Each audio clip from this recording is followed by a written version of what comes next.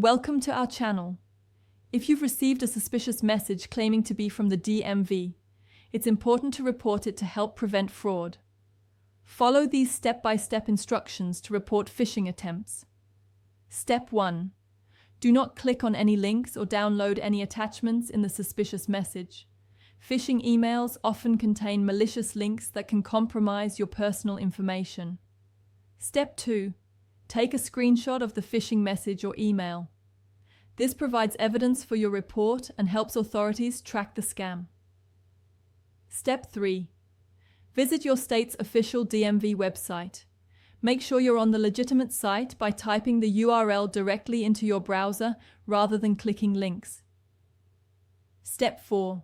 Look for a report fraud or contact us section on the DMV website. Most DMV sites have dedicated pages for reporting suspicious communications. Step 5. If available, use the DMV's online reporting form.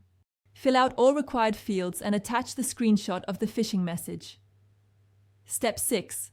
Include details such as when you received the message, what it claimed, and what action it was asking you to take, such as clicking a link or providing personal information.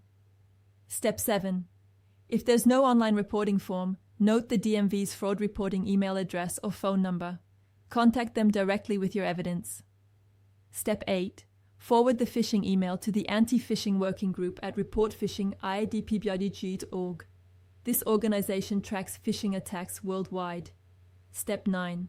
Report the phishing attempt to the Federal Trade Commission at ftc.gov complaint. Select phishing scam as the complaint type. Step 10. Delete the phishing message from your inbox after reporting. Mark the sender as spam to prevent future messages from reaching you. Don't forget to like this video and subscribe to our channel.